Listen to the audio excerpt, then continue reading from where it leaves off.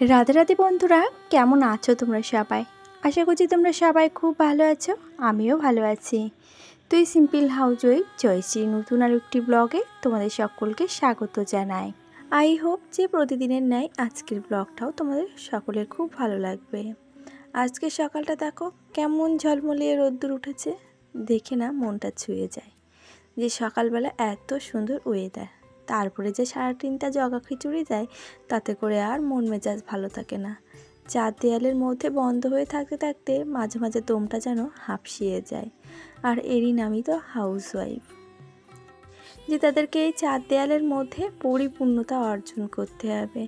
একটা সংসারে কিন্তু পরিপূর্ণতা অর্জন করতে গেলে যেমন তেমনভাবে চললে হয় না। প্রত্যেকটা হাউসওয়াইফকে কিন্তু নির্দিষ্টভাবে একটা হাড়ভাঙা খাটুনি করতে হয়।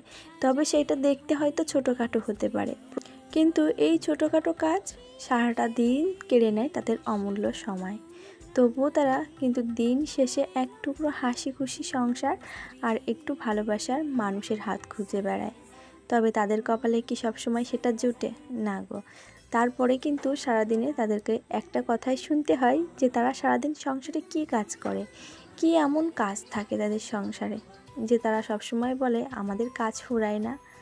তো এই যে কি কাজ থাকে, এই কথার উত্তর কিন্তু কেউ কখনো দিতে পারবে না, কেননা তারা ওই যে হাউসওয়াইফ। চার দেয়ালের মধ্যেও যে কতটা পরিশ্রম থাকতে পারে শুধুমাত্র তারাই জানে। তবে একটা সুগৃহিণীর নিঃস্বার্থ ভালোবাসা আর এই যে ছোটোখাটো পরিশ্রম দিয়েই কিন্তু তার সংসারকে সুন্দর করে গড়ে তুলতে পারে। এই যে কাজগুলো দেখতে মনে হয় ছোটোখাটো, তবে এই যে সপ্তাহে একদিন করে যদি এইভাবে ছোটোখাটো কাজগুলোকে করে নেওয়া যায় একটু টাইম হিসাব মেনটেন করে, তাহলে কিন্তু ঘরবাড়ি পরিপাটি থাকে আর পরিচ্ছন্ন থাকে। যেহেতু পরিষ্কার পরিচ্ছন্ন পরিবেশে মা লক্ষ্মীর বাস, সেটা আমি যত বাড়ি বলবো তত বাড়ি হয়তো কম পড়ে যাবে।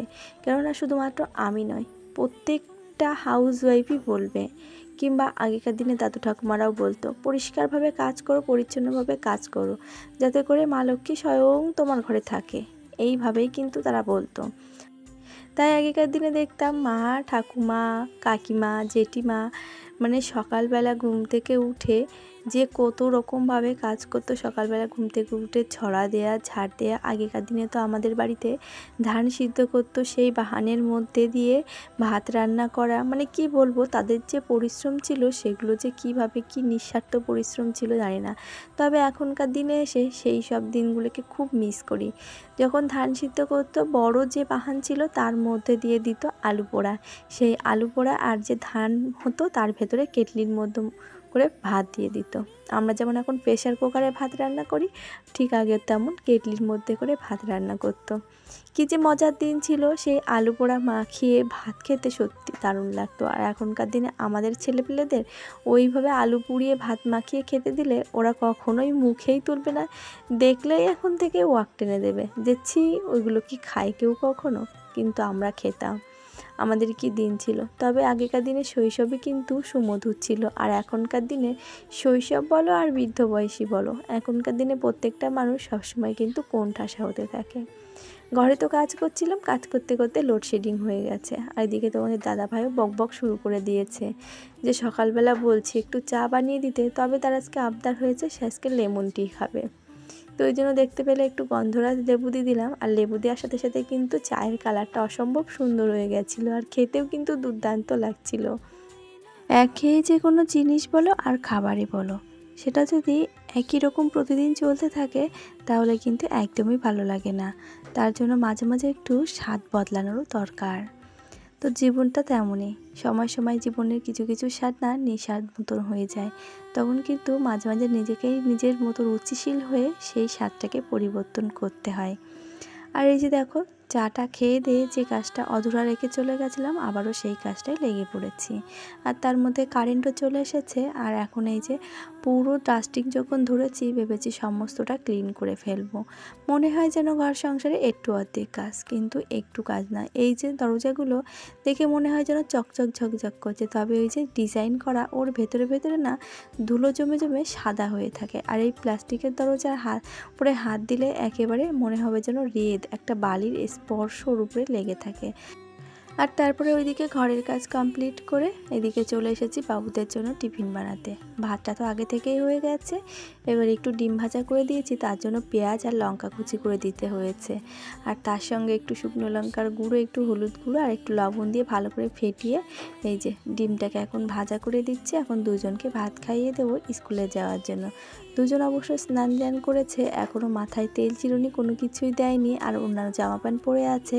বলছে খেয়ে দে তারপরে গিয়ে জামা প্যান্ট পরবো। আর এই যে খেয়ে দিয়ে জামা প্যান্ট পরেছে, এখন মাথায় তেল দিয়ে চিরুনি দিয়ে দিচ্ছি। আর বাবুদেরকে দেখে হঠাৎ করে কমেন্টের কথা মনে পড়ে গেল।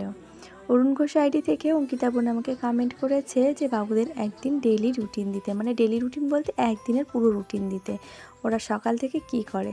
তবে কি জানো তো, একান্নবর্তী সংসারে থাকি, এখন যেহেতু শ্বশুর শাশুড়ি মা সবাই বাড়িতে আছেন, ওই জন্য কিন্তু বাবুদের যে পুরোপুরি পারফেক্ট তোমাদেরকে রুটিন দিতে পারবো সেটা আমি বলতে পারছি না, কেননা তাদের তো সহমত থাকে না, যেহেতু বাচ্চা, আর বাচ্চাদের উপরে সবসময় কিন্তু নজরটা লাগে বেশি, ওই জন্য বাচ্চাদেরকে সবসময় সচেতনভাবে রাখতে হয়। ওই জন্য আমাকে ক্ষমা করে দিও, আমি তোমাকে বাবুদের পুরো ডেলি রুটিন দিতে পারবো না, কেননা এটা তো আমার পরিবারের কেউ মানবেই না যে আমি তাদেরকে নিয়ে পুরো একটা দিনের ভিডিও করি। তবে ওই যে যতটুকু সময় মোটামুটি আমি পারি তোমাদের সঙ্গে শেয়ার করার, ওই যে বাবুদের খাবার দেয়া, বাবুদেরকে খাইয়ে দাইয়ে দেয়া, ওদের টিউশন পড়ানো, এর উপর তো অনেক তো কাজ থেকেই যায়। তবে কি বলো তো, ওই যে বাচ্চারা তো আর সবসময় সমান থাকে না, বাচ্চারা কিন্তু প্রচুর দুষ্টু করে, যেহেতু ছেলে মানুষ, আর ছেলেরা অতিরিক্তই দুষ্টু করে। মেয়েরা কথা বললে কথা শোনে, কিন্তু ছেলেরা কিন্তু একটু কথার অবাধ্য হয়।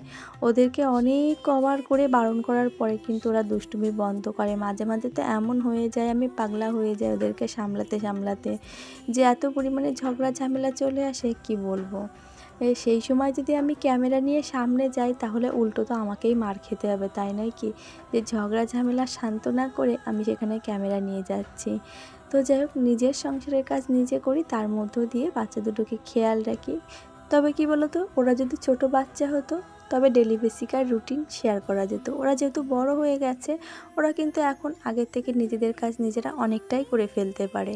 ওই জন্য আমার কিন্তু ওদের পেছনে মানে পোশাক আশাক পরা বলো কি পোশাক আশাক বেছে দেওয়া বলো, সেটার দিক দিয়ে কিন্তু দেখতে হয় না। শুধুমাত্র কি ওদের জামা কাপড়গুলো পরিপাটি করে আমাকে গুছিয়ে রাখতে হয়, টাইম অনুযায়ী ওদেরকে সতর্ক করতে হয়, ওদেরকে সময় মতো খাবার দিতে হয়, খাইয়ে দিতে হয়। তবে সব দিন কিন্তু আমি খাইয়ে দিই না, বলতে গেলে শুধুমাত্র স্কুলে যখন যাই সেই টাইমটাই আমি বেশিরভাগ খাইয়ে দিই, যেহেতু দুজনকে একসঙ্গে খাওয়াই ওই জন্য আর কি। তাছাড়া অন্যান্য সময় কিন্তু ওরা নিজেরাই খেতে অভ্যস্ত। ওই যে মাখিয়ে ঝুঁকিয়ে দিয়ে চটকিয়ে মুটকিয়ে খাওয়া ওরা পছন্দ করে না। এমনকি যে বাচ্চাদের ভাত মাখিয়ে দিয়ে লবণ দিয়ে ভাত মাখিয়ে দিতে হয়, ওদের কিন্তু তেমনটাও নয়। ওদের খাবারে কখনো কোনো দিন লবণ দিয়ে ভাত দেওয়া যায় না। ওরা ভাত যদি শুধু খায় তাহলে কিন্তু এমনিই খেয়ে নেয়। দুধ দিয়ে ভাত আমরা অনেকে আছি লবণ দিয়ে খাই, আবার অনেকে আছে লবণ ছাড়া খাই। আর আমার বাবুদের যদি দুধ দিয়ে ভাত দেওয়া হয় তাহলে লবণ দিলে বলবে এই নোনা ভাত কেন দিয়েছো, দুধ খাবো মিষ্টি লাগবে তো নোনতা নোনতা কেন দিলে। তার মধ্যে যদি এক চিমটিও দিয়ে দিই তবুও বুঝতে পারবে। এমনকি আমি যদি রুটি বানাই, রুটির আটার গোলার মধ্যে যদি আমি লবণ দিয়ে দিই তবুও কিন্তু ওরা বুঝতে পারে। অনেকে আছে আটার মধ্যে লবণ দেয়, আবার অনেকে দেয় না। তবে এই যে বাচ্চারা খায় না ওই জন্য কিন্তু আমার আটার মধ্যে লবণও দেয়া হয় না। তবে তোমাদেরকে বাবুদেরকে হয়তো ডিটেলসে দেখিয়ে সমস্ত কিছু বলতে পারছি না, তবে কি যতটুকু সম্ভব আমার মনে হলো যে বাবুদের সম্বন্ধে তোমাদেরকে জানানো, ততটুকুই আমি জানালাম। তবে আশা রাখছি হয়তো কোনো দিন যদি সম্ভব হয় ওদের ডেলি একদিনের রুটিন, মানে ডেলি রুটিন বলতে কি একদিনের পুরো রুটিন তোমাদেরকে শেয়ার করব। তো সময় যদি পাই আর সুযোগ যদি হয় তো ঠিক তোমাদেরকে শেয়ার করব, এটা তোমাদের কাছে প্রমিস করছি। তবে এখন হবে না। আর ওদিকে ভাত ডাল সিদ্ধ বসিয়ে রেখে এসেছি, তো ডালটা তো প্রেশার কুকারে দিয়েছি, ভাবছি যতক্ষণে প্রেশার কুকারে সিটি পড়বে ততক্ষণে আমি এদিকে ঘরটাকে মুছে নিতে পারবো। আর সবজির মধ্যে ওদিকে পটল তো আমার ছাড়ানো হয়ে গেছে, পাকা পটল রান্না করব। আর ওদিকে শাকের ডাঁটা ছাড়িয়ে রেখেছি। তোমাদের দাদাভাই আবার হঠাৎ করে ফোন করে বললো কি রান্না করবে, তো বললাম তুমি তো বললে নিরামিষ রান্না করতে, তো ভাবছি শাকের ডাঁটা দিয়ে ডাল দিয়ে রান্না করব। তো বললো যে শাকের ডাঁটা ডাল দিয়ে রান্না করতে হবে না, আমি কুমড়ো নিয়ে আসি, ডাঁটা দিয়ে কুমড়ো নিরামিষ করবে। তো এই আর কি। তো এদিকে ঘরটা পুরো মুছে নিয়েছি, রান্নার এই পাশটা ভাত আছে, রান্না বান্না করে রান্নাঘরের এই পাশটা মুছে নেব। তো এদিকে দেখো এখন এই যে ফোড়নে দিলাম শুকনো লঙ্কা আর এখানে লবণ আর হলুদ দিয়ে তেলের ভেতরে এই যে পটলটাকে দিয়ে দিয়েছি। এইবারে এটাকে ভাজা হতে মিনিট 15 তো লাগবেই, তবে লো মিডিয়াম আঁচে বসিয়ে দিয়ে এই যে কুমড়ো নিয়ে এসেছি, সেই কুমড়োটাকে এখন কেটে নিচ্ছি। কেননা ওটা তো ভাজতেও সময় লাগবে, এদিকে কুমড়োটা কাটতেও কিন্তু সময় লাগবে। তবে কুমড়ো কাটতে কাটতে ধীরে ধীরে নাড়াতে নাড়াতে দেখি মোটামুটি হয়েই গেছে। যেহেতু পটলটা ফ্রিজে ছিল তো ওর ভেতরে না কোনো রকম রসই সেইভাবে ছিল না, তো একেবারে শুকিয়ে গেছিলো। ফ্রিজে দেখবে সবজি ভালো থাকে, কিন্তু সবজির ভেতরে যে তরতাজা ফ্রেশ একটা সতেজ সবজির যেরকম মানে থাকে সেটা কিন্তু থাকেই না, সেটা কিন্তু একটু অন্য রকম মতন হয়ে যায়। আর এদিকে কুমড়ো আর ডাঁটা তো আমার ধোয়াই হয়ে গেছে। এবার ফোড়নে 5 ফোড়নার তেল শুকনো লঙ্কা দিয়ে দিলাম। এবারে কুমড়ো আর ডাঁটা দিয়ে ভালো করে কষিয়ে নিয়েই কিন্তু আমি জল ঢেলে দেবো, আর নামানোর আগে একটু চিনি দিয়ে দেবো। তো চলো এবারে গতদিনের ভিডিওতে করা আরও বেশ কিছু মিষ্টি মিষ্টি বন্ধুদের নাম নিয়ে নিই। মা ছেলের স্বপ্ন, টুম্পা সানা, শ্রাবণী মাইতি, মৌ দাস, ডালিয়া ঘোষ, আমাদের গল্পকথা, মানসী রয়, রাজিয়া খান, সুস্মিতা, দিয়া দত্ত, বাংলাদেশি ব্লগার, আর কুকু ভাই। সে লিখেছে, দিদি প্লিজ তোমার পজিটিভ ভিডিওতে পজিটিভিটি কথা বলা বন্ধ করো। কেন, আমি কোনো খারাপ কথা কি বলেছি? পজিটিভ ভিডিওতে পজিটিভ কথা, এর মধ্যে কি কথা হলো? তুমি যে কমেন্টটা করলে তুমি সেটা কি ভালো কমেন্ট করলে? এটাই তো নেগেটিভ কমেন্ট। আর যদি আমি এখানে একটা কোনো ভালো কথা বলি সেটাই হয়ে যায় পজিটিভ। তো এখানে আমার দোষগুণ কোথায়? আর তোমার বা এই কমেন্টের মানে রিপ্লাই আমি কি দেব, আমি সেটা কিন্তু বুঝতেই পারলাম না। তবে আমার সকল বন্ধুদের কাছে এই কমেন্টটা তুলে ধরলাম, তাদের কাছে কেমন লাগলো কমেন্টটা তোমরা অবশ্যই কিন্তু জানিও। যে আমি পজিটিভ ভিডিওতে পজিটিভ কথা বলা বন্ধ করো, এর মানে কি হলো বুঝলাম না। তো মানেটা যদি তোমাদের কারোর জানা থাকে তাহলে অবশ্যই কিন্তু আমাকে কমেন্টের মাধ্যমে জানিও।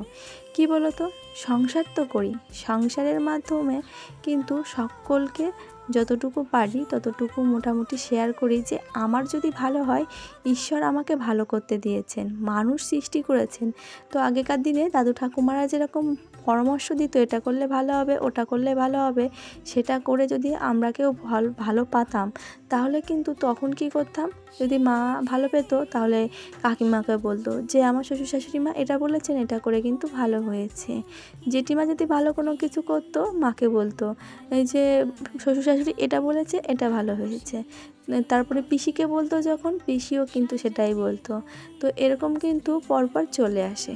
আর এখনকার দিনে কেউ কাউকে সাজেস্ট করা বা কেউ কাউকে পরামর্শ দিলে সেখানে কিন্তু খারাপই হয়ে যায়। তবে আমি যে কথাগুলো বলি সেইগুলোর মাধ্যমেই বলি যে এগুলো পজিটিভ কথাবার্তা, এগুলো নেগেটিভ কথাবার্তা। কিটা পজিটিভিটি কোথায় থাকে? মানুষের মনের মধ্যে থাকে, সেটা হয়তো আমরা লুকিয়ে রাখি, আমরা বলতে পারি না। তো যেটা আমরা লুকিয়ে রাখি, আমরা বলতে পারি না, এই কথাটা যদি আমি তোমাদেরকে মানে বলি যে তোমরা এটা করো তাহলে তোমাদের ভালো হবে, তাহলে বললেই কি সেটা খারাপ হয়ে গেল? জানি না বাবু, আমার মনে হয় ভালো হবে, তার জন্য কিন্তু আমি সেটাই বলি। তো কি বলো তো, মনের মধ্যে কখনো কোনো খারাপ জিনিস যদি এনে রাখো তাহলে কিন্তু খারাপ। আজ যে তুমি কমেন্টটা করেছো, এই কমেন্টটা যদি আমি মনের মধ্যে পুষে রাখি তাহলে আমার মধ্যে নেগেটিভিটি বাস করবে। আর যদি আমি এটাকে ধুর বলে উড়িয়ে দিই তাহলে কিন্তু আমার মধ্যে পজিটিভিটি থাকবে। এই হলো নেগেটিভ পজিটিভ কথাবার্তার বলার ধরন। আমি তো সংসারের কাজ করি, তো সংসারের কাজের মধ্যে যতটুকু আমার মনে হয় ভালো মন্দর দিক তোমাদের সঙ্গে বলা উচিত, শেয়ার করা উচিত, ততটুকুই করি। তার উপরে কিন্তু আমি যাওয়ার চেষ্টা করি না, কেননা সব কিছুর একটা সীমাবদ্ধ আছে, তাছাড়া তা উল্লঙ্ঘন করা কিন্তু একদমই উচিত নয়। আর এই তো তোমাদের সঙ্গে কথা বলতে বলতে কিন্তু অনেকগুলো কথা বলে ফেললাম। তবে এর মধ্যে যদি কোনো রকম কোনো কথা ভুলভাল বলে থাকি কিংবা খারাপ কোনো মাইন্ডে নিয়ে বলে থাকি, তো তোমাদের যদি সেটা মনে হয় তার জন্য তোমাদের কাছে আমি সরি চেয়ে নিচ্ছি। তোমরা প্লিজ আমাকে ক্ষমা করে দিও। तुम्हारी भजन राम को पावे, जन्म जन्म की दुख बिसरावे, अंधकार रघुबर जाई जहाँ जन्म हरि भक्त का है।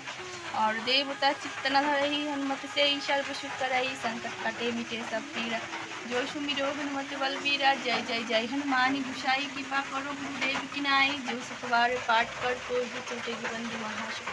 जो अनपढ़ हनुमानी चलीसा, वो सिद्धि सादी गौरी सा, तुलसीदास सदा हरि चेरा, जय नाथ हृदय महरेरा, पवन तनय संकट हरना, मंगल मूर्ति रूप राम लखन सीता सहिते हृदय बसा सूरज। बोलो सीता रामचंद्र की जय, बोलो सीता रामचंद्र की जय, बोलो सीता रामचंद्र की जय। जय राम जय हनुमान जय बजरंगबली। আর আজ আর হনুমান চালিশাটা পুরোটা শোনাতে পারলাম না, কেননা বৃষ্টি পড়ছে, বুঝতেই পারছো চালের উপরে কেমন বৃষ্টির মতন শব্দ শোনা যাচ্ছে। আর এদিকে কিন্তু আমি হনুমান চালিশা পাঠ করে হনুমানজির 40 বার নাম জপ করা হয়ে গেছে। তোমাদেরকে আগেও অনেক ভিডিওতে দেখিয়েছি কিভাবে নাম জপ করি কর ধরে ধরে, সেটা কিন্তু আমি অনেকবারই শেয়ার করেছি। তবে কি বলতো, সবসময় সবটা তো শেয়ার করা যায় না, কিছু কিছু সময় নিজেদের পার্সোনাল ব্যক্তিগত কিছু থেকে যায়। আর এই যে আমি তো এদিকে ঠাকুরকে আরতি দেখিয়ে নিয়েছি, এবারে হনুমানজিকেও একটু আরতি দেখিয়ে নেব। তারপরে মোটামুটি আমার এদিকে ঠাকুর ঘরের কাজ মিটে গেল। আর সোজা চলে এসেছি ঘরে। আর এসে এই যে তোমার দাদাভাই আমার জন্য ওয়েট করছিল। আর সকলের খাওয়া দাওয়া হয়ে গেছে, তাই এখন দুজনের জন্য ভাত বেড়ে নেব। আর আজকের ভিডিওটি কেমন লাগলো একটা লাইক কমেন্ট করে জানাতে ভুলে যেও না। নতুন যদি কোনো বন্ধু হয়ে থাকো, আজকে ভিডিওটি এই পর্যন্ত দেখে ভালো লাগলে চাইলে চ্যানেলটিকে সাবস্ক্রাইব করে পাশে থাকতে পারো। আর পুরনো বন্ধুদেরকে জানাই অসংখ্য ধন্যবাদ আর অনেক ভালোবাসা এত মিষ্টি কমেন্ট করার জন্য আর এইভাবে আমার পাশে থাকার জন্য। তাহলে আজ আসি, আবারও দেখা হবে।